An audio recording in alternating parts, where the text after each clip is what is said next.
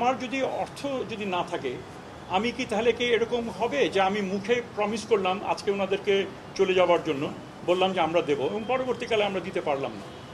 এটা কি একটা ভালো হলো নাকি? খুব অনেস্টলি আমার যা আছে সেই বেসিসে আমি তাদেরকে আমার সীমাবদ্ধতা জানাচ্ছি।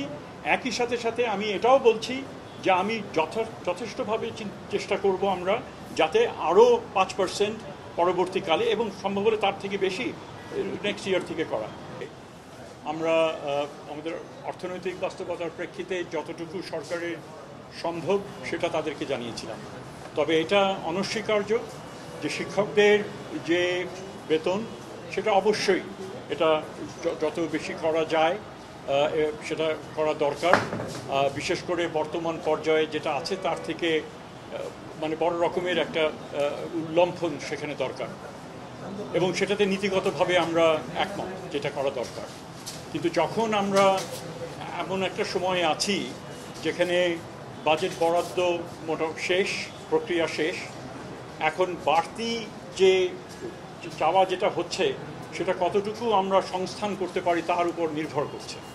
তো কাজেই আমরা সেটা অর্থ মন্ত্রণালয়ে আমরা পাঠিয়েছিলাম এবং যখন এই রাস্তায় আন্দোলন এগুলোর প্রেক্ষিতে বেশ কয়েকবার যোগাযোগ হয়েছে, পরবর্তীকালে অর্থ মন্ত্রণালয় থেকে আমাদেরকে জানানো হলো যে তারা 1 নভেম্বর থেকে 5% হারে তারা সেটা দিতে পারবেন এবং যেটা হচ্ছে যে ন্যূনতম যেটা হতে পারে সেটা হচ্ছে যে 2000 টাকা সেটা থাকবে।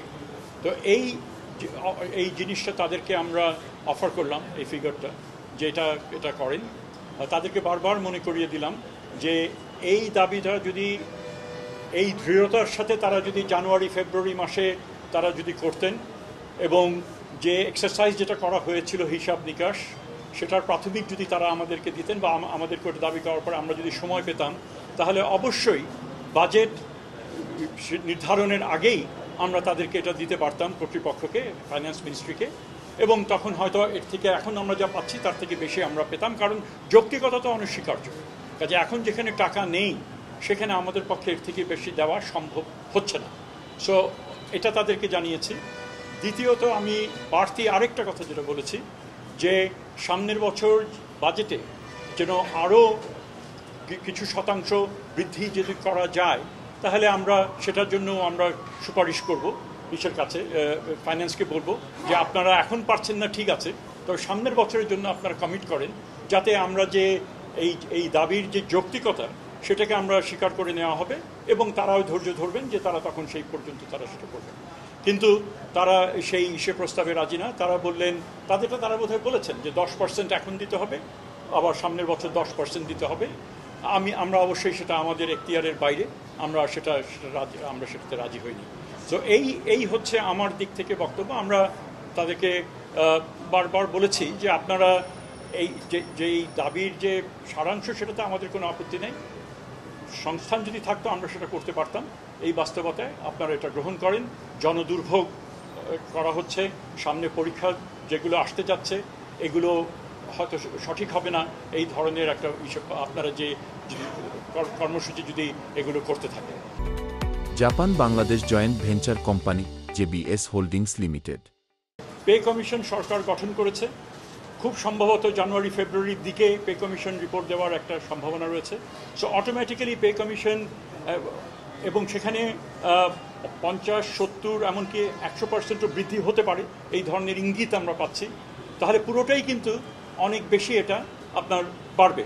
তো যেখানে এত কম ছিল 1000 টাকা, সেই তুলনায় এত অল্প সময়ের ব্যবধানে এটা এতখানি বাড়ছে, আমরা সেটাও তাদের সামনে তুলে ধরেছি। এটা আপনারা একটু বিবেচনার মধ্যে নেন। আমাদের আরেকটা কথা আমরা তাদেরকে বলেছি, ওনারা যখন বললেন যে ওনাদের কাছে গ্রহণযোগ্য না, আমরা তখন বলেছি যে এখানে এই যে পার্সেন্টেজে যে আমরা ট্রানজিশন থোক বরাদ্দ থেকে আমরা পার্সেন্টেজ টার্মসে শতকরা হারে যাচ্ছি, এটা খুবই একটা গুরুত্বপূর্ণ সিদ্ধান্ত। এই কারণে যে পরবর্তীকালে যখনই তারা পে নিয়ে কথা বলবেন এবং পে যখন বাড়বে তখন যখনই বেসিক পে বাড়বে তখন এই বাড়ি ভাড়াটাও সেই পার্সেন্টেজ এটা বাড়বে।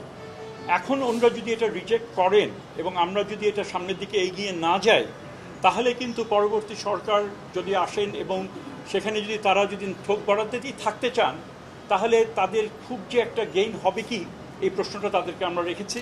আমরা মনে করেছি যে একটা সুযোগ এসছে এটা বৃদ্ধি করার জন্য, এবং সেই কারণে আমরা তাদেরকে বিশেষভাবে আবেদন জানিয়েছি যে আপনারা এটা গ্রহণ করেন। কিন্তু আমার মনে হয় যে আমাদের মানে যেটা মনে হয় না তারা জানিয়েছেন এটা তাদের কাছে গ্রহণযোগ্য না, এটুকু আমি বলছি।